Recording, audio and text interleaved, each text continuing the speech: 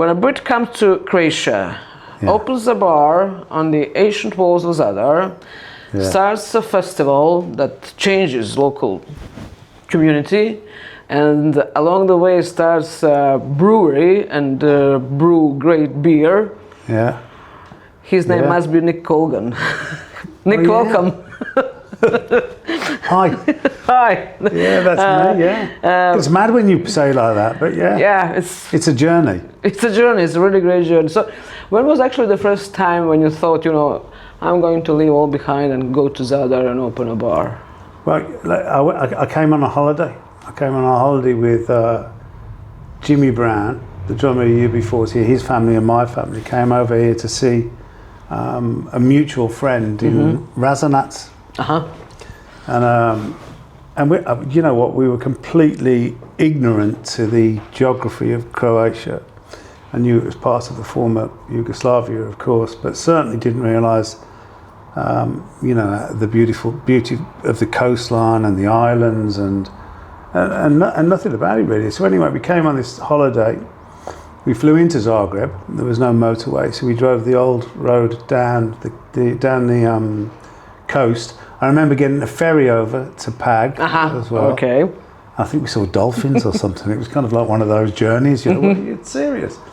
And kind of like fell in love with it on that holiday, but never thought of never thought I'd end up like living here, for 20 years.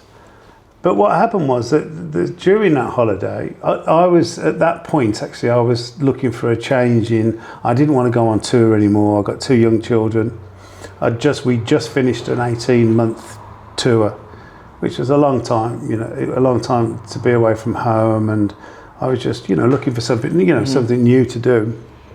And during that holiday, this mutual friend of ours, he said, look, there's a venue in the old town of Zadar. Do you want to go and take a look at it? Got a clue what we're, looking at or something.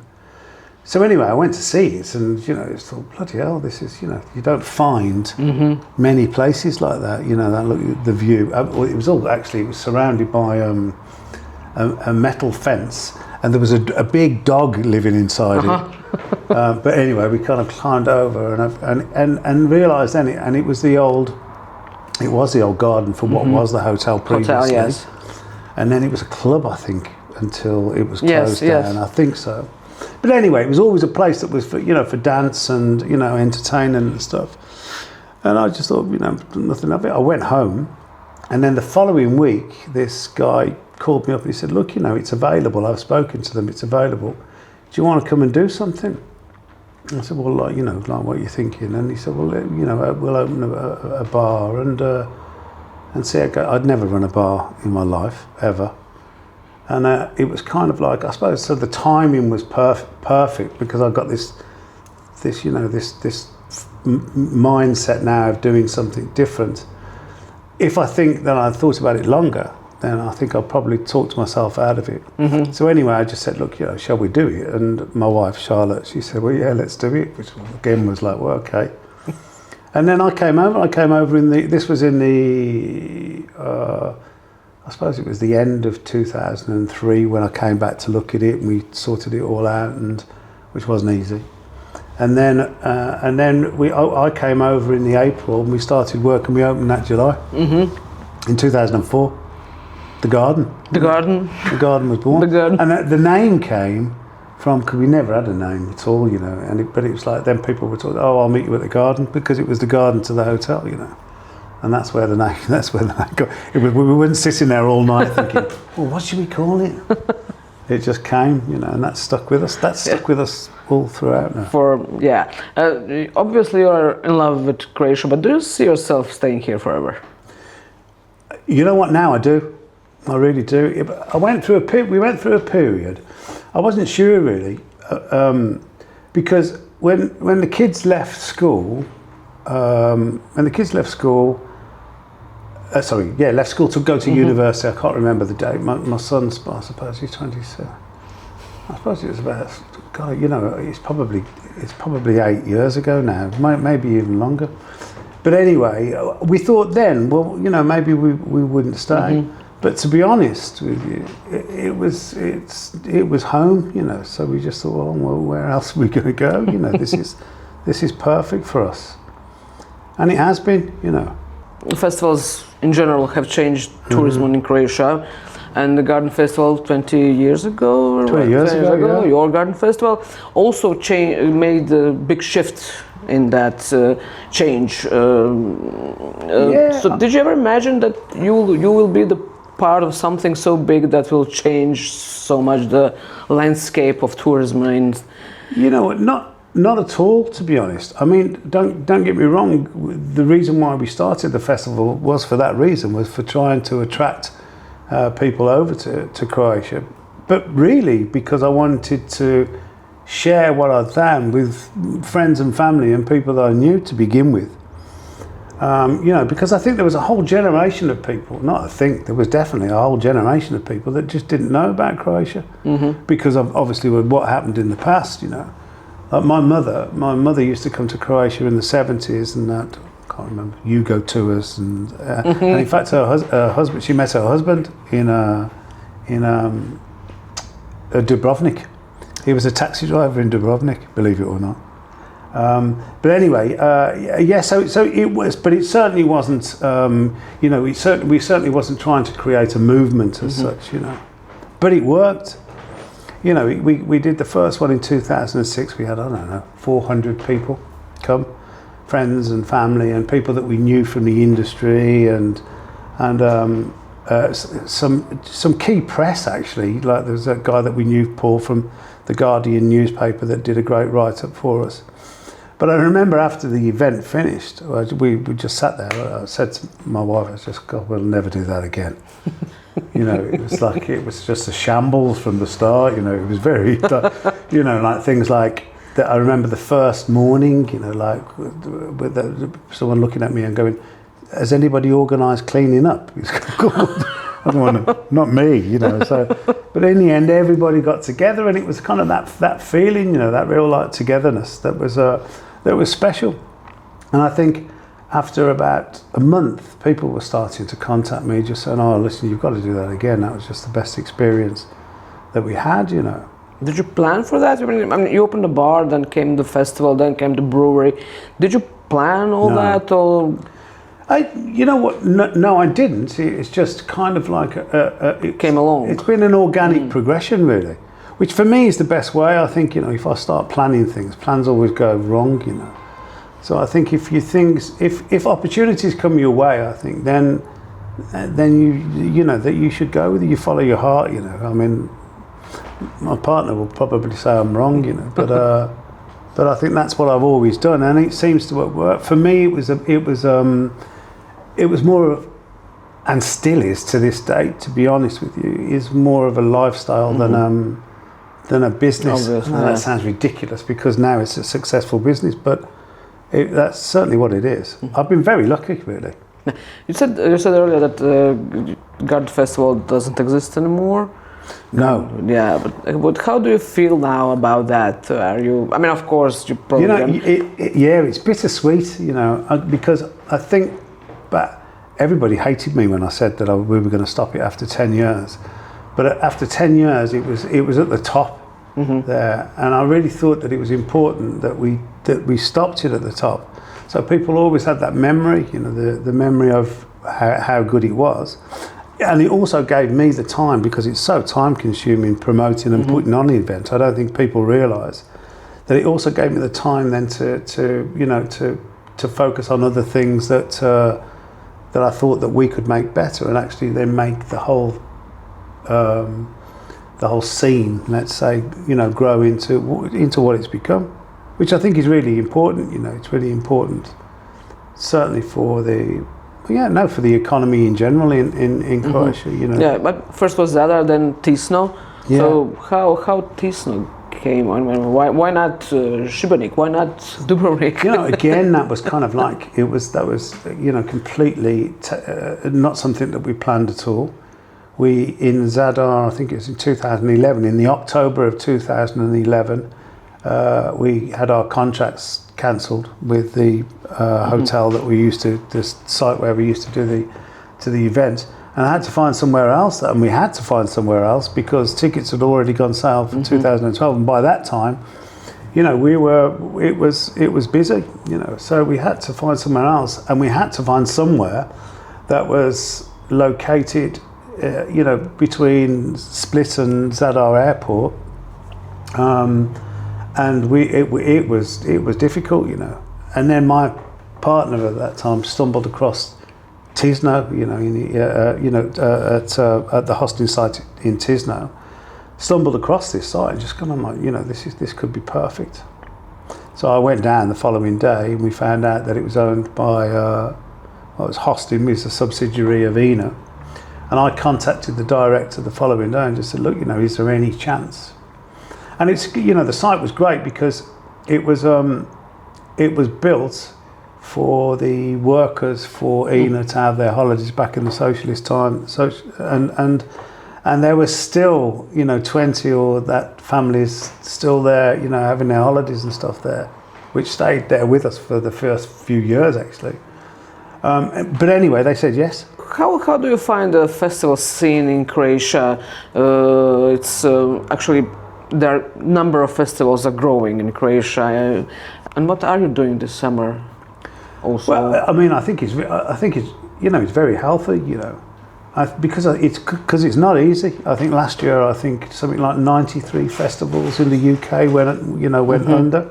When we finished the Garden Festival, what we decided we'd do was concentrate our efforts on the production side of things, and creating a space that was kind of like a turnkey festival site. Where we put the production in at the start of the season and take it out. We'd begun this in Petricana and taking it out at the end of the season, which meant then what we could do was use the same basic structure of, you know, sound equipment, lights and stages and etc. for every event, which means the costs for the production are shared amongst all of the events, because otherwise it would be extremely difficult, you know, unless it's a large-scale event. And for us, it's always been important that we cap the capacity. So the infrastructure of the village, firstly Petricana and second Tisno, and the surrounding Murta and Jezera and Pirovac can actually deal with the influx of people, because otherwise it becomes a nightmare and you won't get people back, you know. So it was always a long-term goal, you know. We grew the Garden Festival over a period of 3 years from 400 people to 3,000 people. And we could have gone bigger, but we made a conscious effort to keep it small, but then add in other events. And then we invited friends that we knew that were in the same industry, mainly from the UK, because that's where we were from, to do the same thing. And that's what we did. But now we've got 8 events this year in Tisno, one from Holland. We've got there's an Australian guy, Tom, who's actually, he was born in Australia, but his roots are from Croatia. He's got a new event called Balance this year, which has done extremely well and sold out. In fact, this year it's been, after COVID, we had a really difficult year. Well, we cancelled everything in 2020. We had a difficult year in 2021. 2022 was our best year ever. And then it kind of like, you know, it's been pretty much on a level. But this year again, now we've found another kind of like lease of life. You know, but it is difficult, you know, like I was saying, it's... What is actually the most difficult part in organizing the festival? I mean, you know, we come to festival and everything is beautiful, wonderful, lots of beautiful people, nice drinks, great music, and everything seems so smoothly done. Well, believe me, it's not. I believe. It's not at all. You know what it is? It's about putting together a great team of people, you know. And I think, I mean, that took us a long time to do, because all we do from the moment we arrive there, and you know, organisation, coordination, all of these things, of course, are important. But basically, what we do is we problem solve, constant problem solve. You know, so from the outside looking in, it's, you know, everything, hopefully, touch wood, is smoothly run. Our aim is the following day to make the site feel and look exactly the same as it was the day before. That's our aim. you learn that you have to clean after the. Yeah, that's a you know, a funny story. You know, and we learned that going on the first ever garden festival. You know, we woke up in the morning and we've gone down to the site, and of course it was like a complete mess. And I remember looking at my partner Eddie and Charlotte and just saying, like, did you organise clean up? It's like, and everybody just looked at each other. We actually went down to the shop, the local shop in Petronart, and bought a load of bin liners and did it ourselves. But it was great. All the DJs helped and everything, you know. And I think that's what made it special. Great. Do you think Croatia has recognized the full potential of festivals? Yeah, that's a difficult. No, I don't think it has. I think that there's a gap between you know, the organisations that put these events on, that risk their own funds, and you know, and believe me, this kind of like, you know, this sweet spot is getting smaller and smaller with the rising costs. You know, so I really admire them. I really do wish that there was some kind of like, I don't know, like organisation that would try and bring together the you know, the National Tourist Board, let's say, with this kind of like younger generation of people, because the events that go on today, and we proved this with the Garden Festival, which was the first Garden Festival was 20 years ago. All of those people, well, not all of them, but a lot of those people from the Garden Festival now come back to Croatia for their holidays with their families, not to go to events. You know, so it's that kind of like, you know, that circle of people, and I just think that I think that we miss an opportunity. I think if we work together more, don't get me wrong, I have a great relationship with the local authorities and everybody we work with, but it could be better. It could be better with all the events and that as well. You know, we should speak more. So you had Garden in Zadar, now you're in Tisno, actually is down in Dalmatia. How did you adjust to that state of mind where everything is smoothly, like you know, no rush, there is time? I had to learn patience very quickly. I remember going to, well, I still do, you know, like I remember going to Fina for the first time and thinking, what? Oh, Fina, yeah. What is this? You know, it's like I'd get a stamp on the ground floor, and then I'd be sent to the third floor and the second floor. But I think after a while, you know, you become part of it. I spent quite a lot of time in Jamaica as well, which is exactly the same. So when your season in Tisno starts, are you actually like moving to Tisno during the summer? Or? Yeah. Yeah, we go there. Well, I've just come back from there now. We generally start building from the beginning of May now, really, getting the site ready from the beginning of May. I'll go down there the middle of June because we have some events in Zagreb. And then I'll be there until September. Oh, that's... Yeah, full on. Yeah, that's full time. What do you like most about Croatian culture, and what do you think that Croatians don't see in themselves, what outsiders actually see straight when they come here? I think it's... I mean, there's so many things that I like, you know. I think that maybe Croatians don't quite see the massive positives there are here. Of course, there's problems all over the world, you know. But I think that togetherness, the family togetherness, I think is still there, which I think is, you know, that community spirit, I think is really important. It's so beautiful as well, you know. You've got the city. I love Zagreb. Zagreb is a great size for me, you know. It's like you've still got a lot of stuff going on here, but then, you know, I can be on the coast in 3 hours, or I can be in the hills in an hour, which is where I live now in Žumberak, which is incredible. And I don't know, I just think it's a pleasure to live here, really. You know, as I've just got back from the UK, and I don't want to diss the UK at all, because, you know, that's where I was. That's where I'm from. However, there's such a negative energy there now. You know, it just feels run down. It feels kind of like no one's got that kind of like get up and go. Here, when I arrived here, which is why I'm still here now, when I arrived in Croatia, if I said, oh, should we try and do this? There'd be like, you know, 10 people around me going, yeah, let's do it. You know, which really helps. rather than 10 people going, oh, I don't know whether you should be doing that. Okay. Or maybe not, you know, it's like, you know, what about this, what about that? Because then, you know, it's like, so I don't know. So it's a positive energy. I think it's a beautiful place. I love the fact that the people for me are just, you know, by far the friendliest people and, you know, open people. I wish I could speak the language, you know, I'm still... Yeah, how's that? Did you didn't have time to learn Croatian? No, well, I've been 20 years. Well, come on, it's like... I'm trying to be nice. Yeah, well, thank you very much. Thank you very much, but there's no excuses, you know. No, you know, it's a source of embarrassment. Did you try? Is it hard? I did try. I went to my kids are obviously fluent. They're Dalmatian, and they speak Dalmatian. My wife's very, very good now, but me, I just found it. I went to lessons, and they were having to learn me English grammar before they could teach me Croatian grammar. And in the end, I just got, oh, you know. And you know what? Everybody in the business, and this sounds lazy, and it probably is, but on the business side of things, everything's done in English.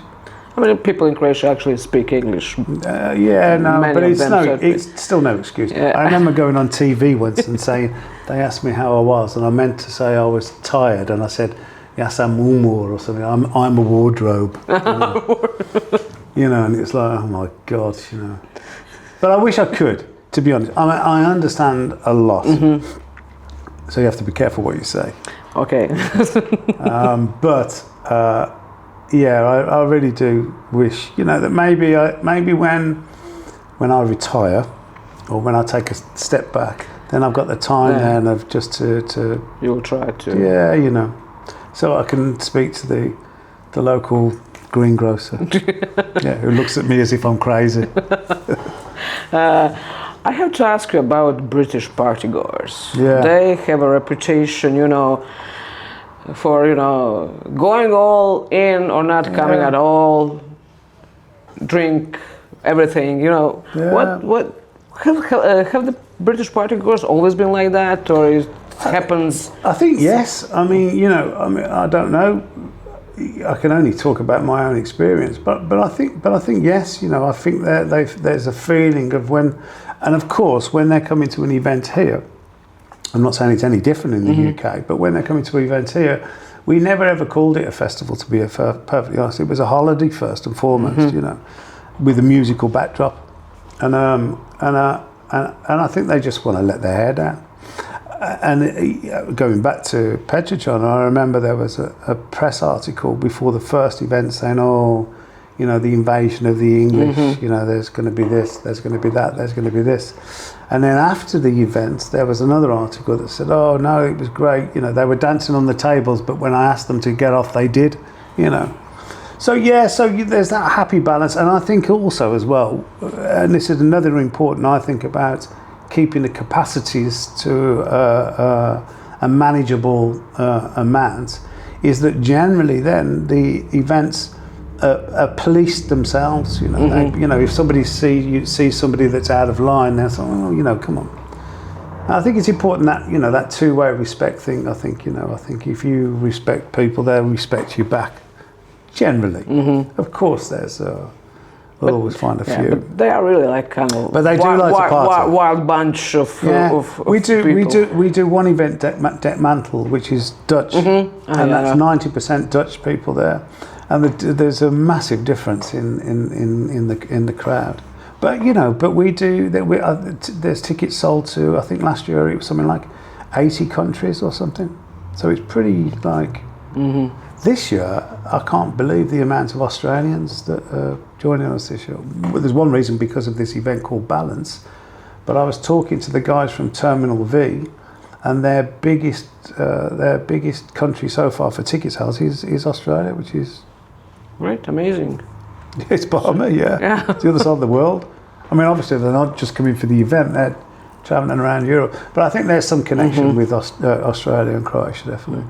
Do people still come to you today and say, "Oh, you're that guy from UB40"? Yeah. Yeah. I mean, I was never in UB40, of course. You know. I mean, I worked with UB40 on and off all my adult life until I moved to Croatia. In fact, and then but 5 years before I came to Croatia, then I worked with. But how did it happen that everybody thinks that? I don't, because my partner originally was the Okay. drummer, Jimmy. Okay. Jimmy from Jimmy was the drummer All from right. UB40, and it was like then it was kind of like, oh yeah, there's some, the guy from UB40 has opened a bar in Zadar. Exactly, and that was You a know what I mean? headline, and it You just know what? you know when you have a headline, the guy Yeah. from UB40 opened a bar in Zadar, then that stays in people's Yeah. mind and.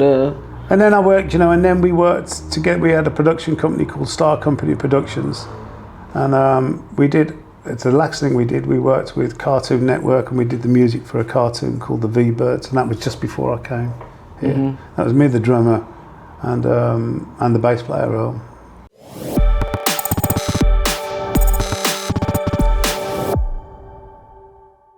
If you start your first festival today, what would you do different than what you did 20 years ago? I'll make sure we had clean up the following day. Number one. What would I do different? I don't know whether I would, to be honest. I mean, obviously it's completely different now because we've got a whole team of people that work with us that, to do. I mean, basically at the beginning it was myself and my wife in the garage of our house in Petrachana where we lived, doing everything from there. My wife did the transfers, and it was very work intensive. So I think what I would do different is that I would make sure that I had a good team of people around me, I suppose, is the one thing. But when I look back, I don't think I really wouldn't change any. Of course, things that I would wish that we'd have done better. But I think every little part of it created that journey, which is 20 years long now, which for me is quite remarkable. I'm really proud of that. I'm really proud of the fact that we managed to keep things going because it's been difficult. It's not been, it's not been plain sailing. It's been extremely difficult with ups and downs and everything in the middle. And then in 2000, when we finished the festival, Garden Festival in 2015, there was a reason for that because we've been talking about opening a brewery for a couple of years. But never had the time or the funds to do it. And then I was introduced I was introduced to a guy actually who was going to help us raise the funds for the brewery. And we met in Zagreb and went out for dinner and really got on extremely well from two different ends of the world, from the corporate side and from the side where I'm at. And we just got on really well, and he just thought, and he said to me, look, I'd like to be involved, and then it's gone from there. It's changed again. So it really has been a journey that I don't think if you took one of the little bits out of it, we wouldn't be there. So how's the brewery going? That's great. It really, I mean, it's quite a surprise. Well, it's not a surprise, but it's. But it's great, it's hard work. I don't have much to do with the day-to-day running of it. They try and keep me out of it, the day-to-day running of it at all. However, we've just developed a new product called Scoop, which is a beer that I've been pestering them for 2-3 years now, which is a really kind of like standard lager beer with a low percentage alcohol. And also now there's fruit flavours, the pink guava and lime and pineapple and that. Because for events and stuff, people don't want complex beers. All right, okay. So what I wanted to do was kind of create something that was more for the masses than the craft side of it, So we try and cover everything. I love it, and we do events there, of course. And Zhitnyak, people thought we were mad when we were doing that. Yeah, that was really, when I heard first time, I said, Zhitnyak? Why would everybody go to Zhitnyak? No, I know, yeah. I mean, you know what, this is how little we knew. We were looking in the centre of Zagreb for a space, but of course, it would have been impossible, with like the logistics and stuff. And then somebody said, oh, there's a place in Zhitnyak. No, I had no clue where it was, on the east side. And I went over in an industrial estate where docking is. But what interested me was this, that in that area, in its heyday, there was 40,000 people working there, which is a big infrastructure. Now I think it's between 5,000 and 8,000 people. And I just thought, well, hold on a second, you know, really and truthfully, if you do something well, if you do something right, then people will go to that, you know. It doesn't need to be in the centre, it can be on the outskirts, and it also then frees us up to do other things, you know. We can do like bigger events without disturbing people, and, you know, so then, you know, I remember saying, oh, you know, we'll go for it on an industrial estate in Žitnjak. I want to tell you what else as well. There's a little restaurant on the car park, and I can't for the life of me think what the name is. It's a Dalmatian restaurant in Žitnjak. Okay. Anyway, it's busy from like 11 o'clock in the morning until it closes at night time. So I just thought, well, hold on, if they can do it, we can do it. You know. and we did, and I like the fact that we breathed a little bit of life back into an industrial estate. It's a great story, actually. I mean, yeah, Žitnjak is probably like revived with the. Yeah, you know, I mean, and I think it will continue. I hope it will continue to do. We moved from the one brewery, and then we expanded. You know, which was mad in itself. To now a new brewery, which was a garden centre, which is funny. And you know, we doubled our capacity, and we do a lot. We do, I don't know, I'm not sure of the numbers, to be honest. So don't swear me to this, but you know, about 30% is export. We do a lot of retail, so we're in Lidl and Spar, and you know, and Consum and all the shops and that. We purposely didn't. We backed off from Horeca, but are now going back to concentrate on retail. We've just got into Asda in the UK, which is another big supermarket chain. So it's going really well. And of course, we supply the events, which enabled us to keep our independence, you know, which again I think is important. So, summer, which gig of yours we shouldn't miss? Oh. Well, I mean, they've all got their good spot. I mean, for me, I've got a massive soft spot for Love International, because Love International, we had the Garden Festival, and the Garden Festival basically turned into Love International. The two guys that run into Love International worked for us at the Garden Festival, so it was kind of that changeover. And this year it's quite special because it's 10 years of Love International and 20 years of the Garden, of course. So we've got bonobos coming out, and the Garden are doing stage takeover on Barbarella's and the main stage, and a boat party as well. And we've got bonobo coming over to play, which will be quite special. But you know, they've all got their great spots. Deck Mantle I really like, you know, musically. For me, I like Deck Mantle musically. But then you've got some that I don't understand. I'll be lying if I said that I did understand it musically. But you know, I've got the energy of like Terminal V and stuff like that. You know, which is a lot younger crowd. Although they're all young compared to me now. I'm like that old man walking around the festival. Old man walking around the festival. Yeah, you know what I mean? Looking after the kids. Yeah, I have to be careful. Nick, thank you very much. I hope you will get some sleep during the summer. How about that? Yeah, I wouldn't count on that, but yes, of course. Yeah. No, thank you very much. It's been really interesting. Yeah, have a great summer. Yeah, and you too. Yeah. And if you please come down and visit us anytime. I would be very pleased to go, because I haven't been, and that would be great. Whichever event, just let me know. All right, thank you very much. Cheers, see ya.